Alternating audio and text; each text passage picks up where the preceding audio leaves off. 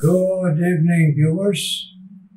Pasalamatan naman naton sa luwat at luwat kagkadagit broadcast. Makasiling kita, thank you, Lord. Ngayon na padayon na nga broadcast sa gahom lang sa Ginoo, hindi sa gahom sa bisan sino, sa iyalagad o sa kaalam sa iyalagad, kundi tanan ini sa gahom kagkaalam sa Ginoo. Amen. Thank you, Lord. Naman na mga viewers ang aton gid hangpon kagaton kay batunon kamaturan iya ini tanan sang Ginoo. Amen. Karon magasugod kita in times like this.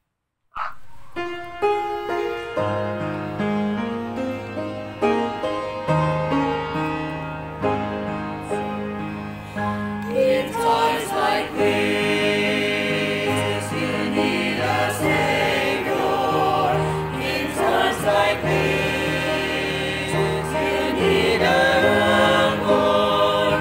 Be very sure, be very sure. Your anchor holds and is a solid rock. This rock is Jesus. This is the one. This rock is Jesus, the only one. Be very sure. Be very sure. Your anchor holds and brings a solid rock. In times like this, I have a Savior. In times like this, I have an anchor. I'm very sure. I'm very sure. My anchor holds and gives a solid rock. This rock is Jesus. This is the one. This rock is Jesus, the only one. I'm very sure. I'm very sure. My anchor holds and gives a solid rock. Thank you, God. Thank you sa kantaan na naton sina, kabay pa, na may mo na special sa aton nga reminder. In times like this, be very sure sa tunga sini, nga kung ano nga mga matubang ta sini, nga bagong tuig 2024, sigurohon ka lang nga si Kristo aragit sa aton. Bisan ano pa. Amen? Nga, nakabugos kita in our soul, nakabaton kita kay Kristo lang, kagway na sa iban. Amen, mga viewers? Nagkaroon, magapadaan kita sa pagpalaygay sa Ginoo, pinagi sa paghatag niya kaalam kay Apostle Paul nga magasulat sining laygay sa mga Kristohanon, mga linuwasan Diyos sa Corinto, kag sa aton man subong. Karon na rin na kita sa ini nga Merkules, the God we believe. Sa pagpamalandong ta sini, the God we believe, ari ang aton patukuranan diri sa eksperyensya sa kabuhi ni Abraham. Silang diriyo, and the angel of the Lord called, chapter 22, verse 10, and Abraham stretched forth his hand and took the knife to slay his son. And the angel of the Lord called unto him out of heaven and said, Abraham, Abraham. And he said, Here am I. And he said, Lay not thine hand upon the lad, neither do thou anything unto him. For now I know that thou fearest God, saying, Thou hast not withheld thine only son from me. And Abraham lifted up his eyes, and looked, and behold, behind him a ram caught in a thicket by his horn. And Abraham went and took the ram, and offered him up for a burnt offering instead of his son. And Abraham called the name of the place Jehovah Jireh, as it is said, to this day, in the mount of the Lord it shall be seen. May God bless His holy word sa aton pagpamalandong, pagpalaygay, mamuyo kita na Ginoo, please, pakigampal man sa amon Ginoo, sa pagpamalandong namon, pagpalaygay namon sa imong pulong, nga mahimo Ginoo, makahangot kami sa imong bulig lang Ginoo, kag makapati kami, makatuo kami, kag Ginoo matagaan mo kami kahuma magabuhat sini. Thank you, good Lord. Thank you sa tanan. Imayangin mo ko galingon sa mission mo sa among Ginoo kag tanan mga viewers nga magatubo kami sa sini. Kapag nga tuig 2024 nga mabakod sa pagtuo kag sa bendisyon mo sa among mga lawas, Lord. In Jesus' name I pray. Amen and amen. The God we believe, ang Diyos nga aton ginatuuhan, siling diri sa eksperyensya ni Abraham, siling nga, ini nga Diyos si Jehovah Jireh. Ang Diyos nga naga-provide. God is a provider. Sa sining istorya sa kabuhi ni Abraham, nga gintawag sa sang Ginoo, nga mahimo sa isa ka nasyon, kag sa iya pagtuo sa buhay matuod na Diyos, nga kita man, ma-bless man sa sina nga pagtuo ni Abraham sa isa lamang kamatuod kag buhay nga Diyos. Pero nagsiling ang Ginoo siya nga magsaad sa imong maghalin nga henerasyon. So, tigula na si Abraham, nagtuo siya, mayari sa kapaltahan, pero nagpadayon siya sa paglaom sa Ginoo, sa tunga sa iya kapaltahan, sa isa niya blunder siya kabuhi sa natao si Ismael, pero nagsiling Ginoo, halin gidya sa imo. Kag inulsulan ni Abraham, kag intuuhan niya na mahalin gid bisan tigulan na siya. Kag nagwagid ang iya anak na si Isaac. Kag ini nga istorya karon nga atong pamalandungan. God is a Jehovah Jireh. Ito mo, gintistingan sa sang Ginoo sang iya na dako-dako ng iya anak si Isaac na nagsiling Ginoo dala na to kag i-offer na to dito sa bukid ang imo mo lang anak. Testing sang Ginoo si Abraham. Bisan nagalibog siya, bisan din siya isa kahangop. Pero kay nagsugod siya to sa Ginoo, nagkabuhi siya, kay naglakat siya, kay nagbuhat siya sa pagtuo, sige lang indalayang iya anak dito sa bukid. Kag sang i-offer na niya, unta, patsyo na niya.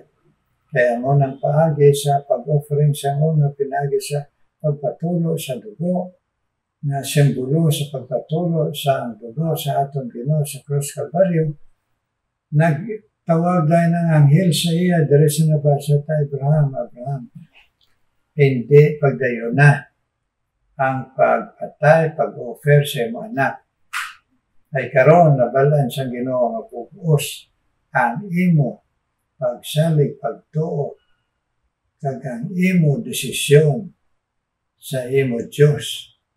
Kag dason, sa likod ni Abraham nakita niya nga may ara dito nga karniro, ang iyang sumay wala hindi siya makakuan kay na dito siya nakakuan sa mga madamo o mga tunukon.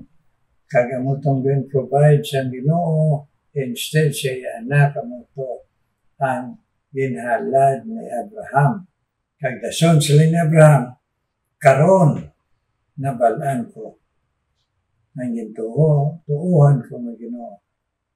Siya ang mag-provide sa akon na pagtuo sa iya kag pagkilala na He will do all things well and God knows what's best for him.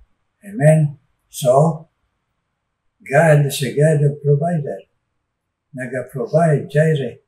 Ano sa aton ini na pagsaysay man manungod sa Diyos nga nagahimunos kinahanglanon. Ang una gid nga ginhimunos ang kinahanglanon naton nga mga taong importante gid ang kaluwasan. Mag-provide ang Ginoo kaluwasan. Pinagi siya bugtong nga anak kung nagabasa kita kagapamati kita sa pulong sa Ginoo, amo na ang buot siya ang balon nga siya lang ang makaprovide sa kaluwasan nga bugos kag matuod kag siguro. Pinagi siya bugtong anak. Kay kita karon ng mga tao may mga paagi karon na aton mga una pinagi naghimo kita reliyon nga sa aton nga paagi o provision makasunod ang tao sa langit. Pinagi sa pagsunod sa mga rituales sa reliyon o leader sa reliyon, founder sa reliyon. Pero ini nga kamatuoran Jehovah Jireh ang Diyos nag-provide, nagahimuno.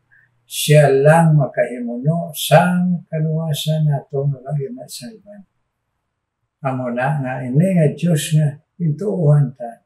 Intuuhan ta ini nga siya lang din maka-provide. Siya nga kaluwasan. Way na sa iban, way kwarta, way mayang buhat, way reliyon, way ikaw, way ako. Siya lang, diretso lang kita sa iya. Nga naghalad sa iya kaugalingon dito sa Cross Calvario. Kag ikaduha, na God will provide. Si Abraham kinahanglan man sa ginatawag strengthening siya pagtuo. Kay tao lang man siya. Madamo ang mga challenges siya kabuhi. Kay nag-ato siya sa lugar, sa orihinal nga sitwasyon sa Israel nga nasyon subong. Mga tao ato kag tribo nga mga madamo nga mga nagasimba sa mga Diyos-Diyos kag nagahimo sa ila pagsimba sa mga Diyos-Diyos sa mga mangilad nga mga pagsimba. Pareho pagsangkol na simpunon sa Ginoo. Ang ila pagsimba inahalad nila ang gagmay ng kabataan at yun nila. Kaya mo ng provisyon. Sila isang Ginoo, hindi ka maghatag sa imo bata nga isa lang ng mga asawa sina ng mga kaliwatan sina nga tribo nga nagtuo sila sa Diyos-Diyos. Kundi magkadto ka dito sa utod sa iya Eloy na diin may pagtamod sa Diyos man. Kagamo ng provision sa Ginoo. Ang provision sa Ginoo ang butang balon nga sa iya paagi mag-provide siya, hindi sa aton paagi. Of course, muna aton madamo nga mga sala. Kay kon may mga ital-ital na kita, nagadiskarte kita nga wala kita nag-una tawag sa Ginoo or nagsunod sa paagi sa Ginoo nga sugata ang atong mga kinahanglan. Amo na mga 5 por 6 nga nagasilang Ginoo, hindi ka magbuhat sila. Kay ako mag-provide. Di masiling kita, kay tao kita. Di anong pag-provide ka ron? Kay gutom na. Di ari si Abraham, isa lang kabilog anak niya, way nagid. Pero sila sa ino, ialad mo. Kag ang resulta, yan pamatudan niya nga siya magahimuno. Amo man na kita. Kung kita nagdangot na kay Kristo, mahimunan mo kita sa Ginoo. Labi na sa aton nga pangaboy kag kabuhi. Kag labi na sa pag-alagad man sa Ginoo. Siling din ni Apostle Paul sa Philippians pala. Siling niya, God will supply all my needs sa mga pag-alagad ko sa Ginoo, nga gintandog man ang iban, nga mahimo, makabatyag man sila nga mag-isa sa pag-share kay Jesus sa bugtong anak mo, na sa diin na mula ang luwas kalibutan kag ako ang apostoles pinadala mo kag nagintandog mo ang mga tao nga naluwas. Nga sa akong kinahanglanon silin San Pablo para mapamatud-an ko na ikaw nagahimuno. Kag kun imo ako eksperyensya na may mga kakulangon sa akong mga bisan needs. Siling ni Apostol Paul, kontento magyapon ako. Nga, kaya nakabalo ang Ginoo sang kinahanglanon tanga strength, physical, spiritual sa pag-alagad. Nga makaalagad kita, kabisan kung kisa do ka imposible do hindi ta maintindihan na may mga nag-alagad sa Ginoo na makulangan sang bugas. Pero ini nga mga alagad sa Ginoo, ginkuha sa Ginoo, sobra no bintang edad. Sa aton pa, nagpamatuod gid God is Jehovah Jireh. Nagahimuno.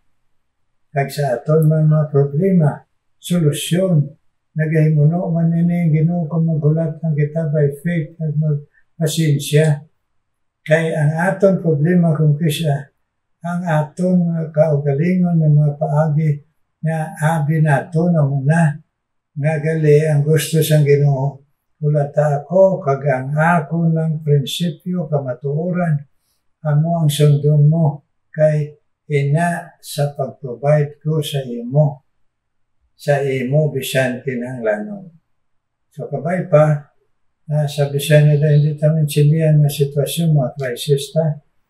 Hindi lang pagkaon sa mga problema tas panimalay sa urbana o kung kabataan o kung mga trabaho o kung mga edukasyon, pag-eskwela o sa mga ginatubang ta sa workplace o sa aton o galingon na mga ginatubang na mga challenges. Nagsiling Ginoo, God is a God that will provide the strength equivalent sa aton ginatubang. Either spiritual o material o moral na. Kung saligan talang Ginoo pero kay Abraham, saligan ng Ginoo. Kaya kung basahon natin dire sa Hebrews chapter 11, na abuhaton gaysa ni Abraham ini. Kaya siya pagtuo na sila siya. Bisan kapatyo ko na ako na para dirigin reveal sa Hebrews chapter 11. Pinagtuo siya. Panahon magyapon na siyang Ginoo. Pwerte nga pagtuo sa tunga nga isa ng ginanak niya. So araga oper ang Ginoo sa aton because we believe. Kung nagdangop na kita kay Kristo, masaligan tayo, makahulat tayo kita, makatugyan na kita, na ang Ginoo magahimuno, kung ano man yun ang kinahanglanon natin sa atong pangabuhi, kabuhi, mga challenges sa atong kabuhi, sa atong individual na mga kinahanglanon. God is a Jehovah Jireh. Improve na sa Ginoo sa kabuhi sa mga sangunang mga Kristiyano. Di magsiling kita, di ko ng Diyos provider, nga wala man siya nag-provide sa proteksyon sa mga impakawan sa mga leon.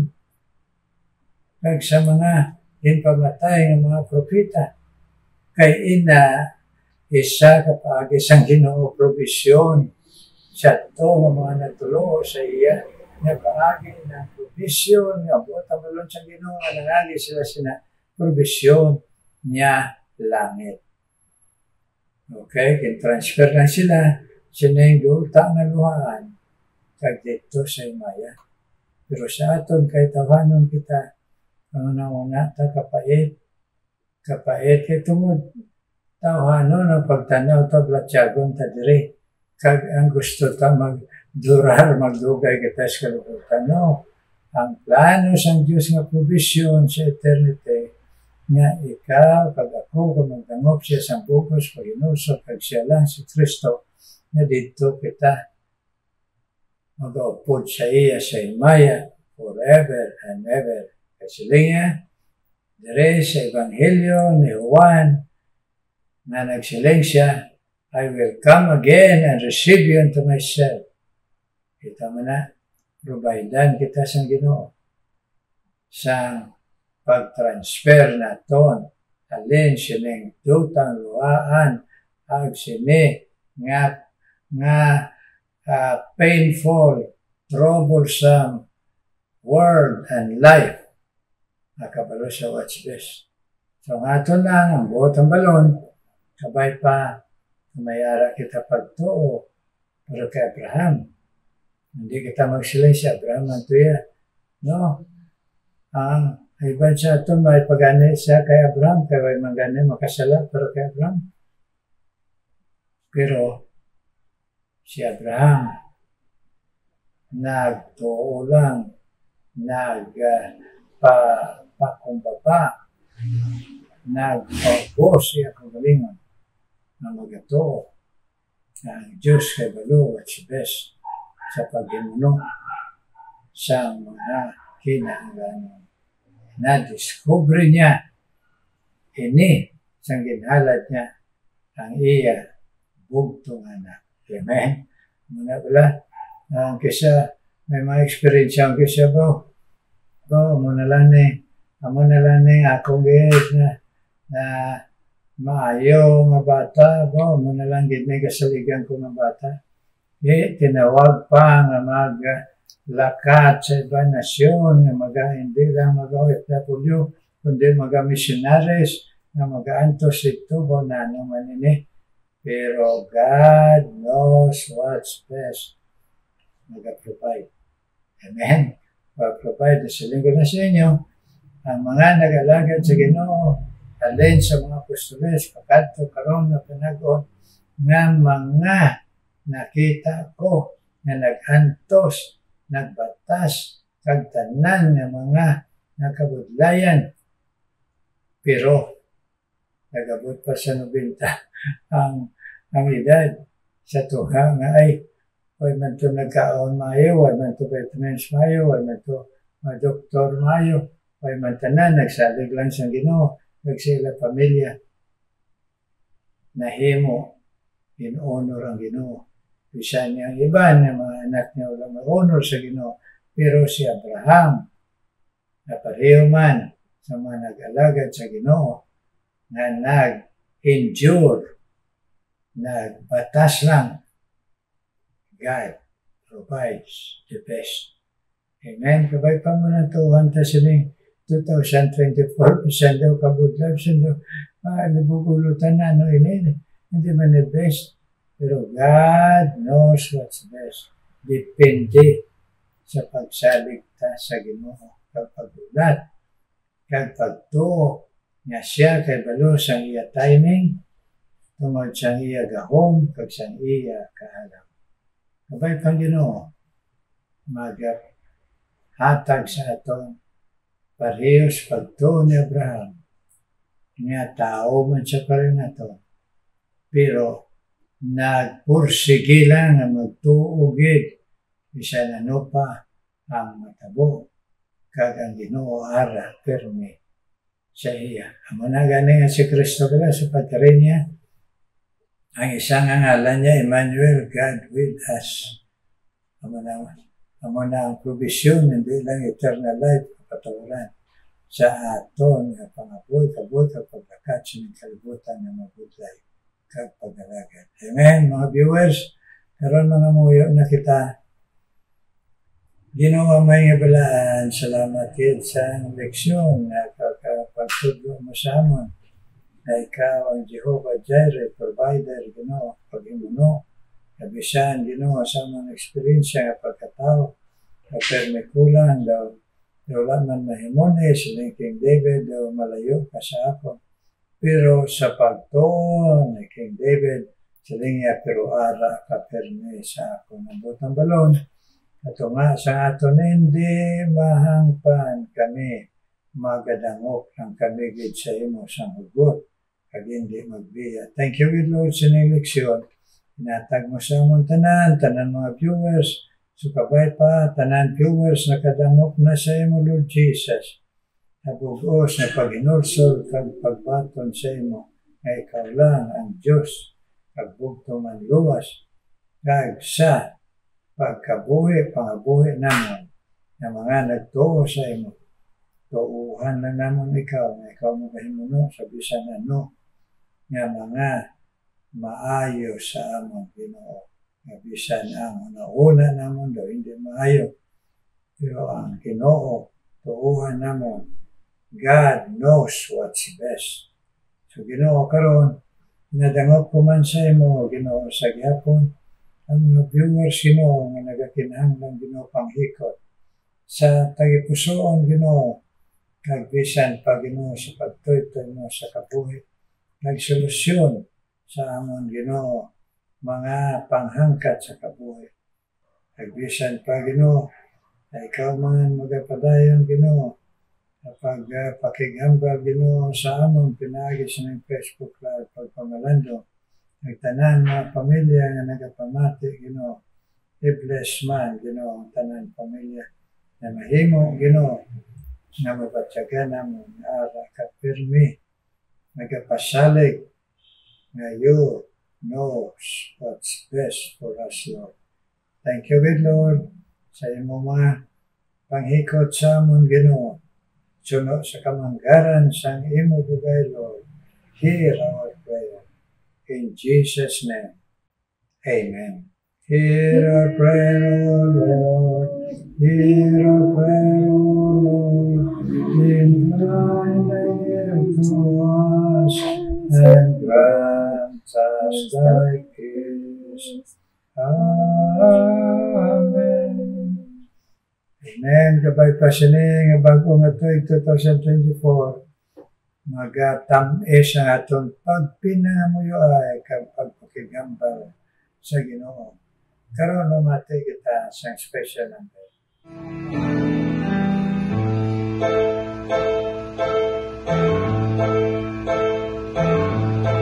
There are many things that I like to know. As I look down this road of life I need. I don't need to know the details, whether great or small. I just need to know that I'm connected to the one who rules the universe with power and gently cares for me. And I trust Him with my life. Yes, I know I can put myself in His hands all the way. And I trust Him with my life. Yes, I will, knowing that He cares and His love is true. He saved me, turned me right around. Jesus changed me when I trusted Him. Oh, He keeps me as I look to Him, and I trust Him with my life. Yes, I can.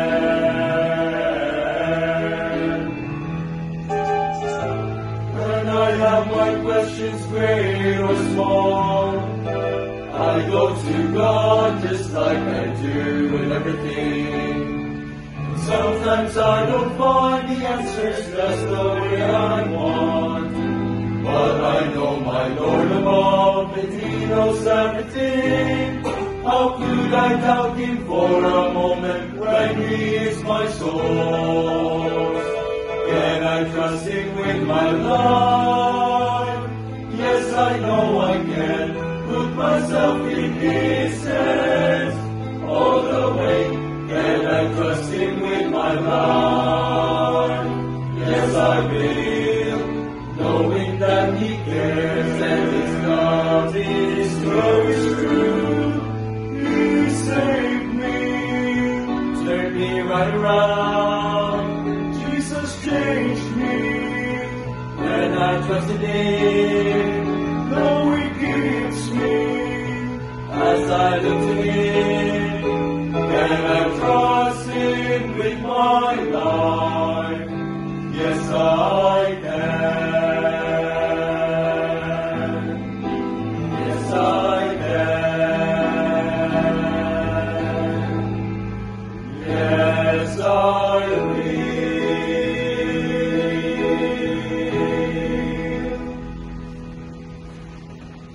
Good, thank you sa special number. Pagkabay-bye, bless ko mo nga nagahatag sa special number permis niya broadcast. Pagkabay pa, kamo mga viewers, salamat na nagaka-bless kita sa mga kanta, numbers, kaginhalad sini nga mga gintandog sa Ginoo na sa ilatino mahangkat kita nga magpalapit pagit sa Ginoo kag magmalapit. Amen, mga viewers. God bless you. God bless you.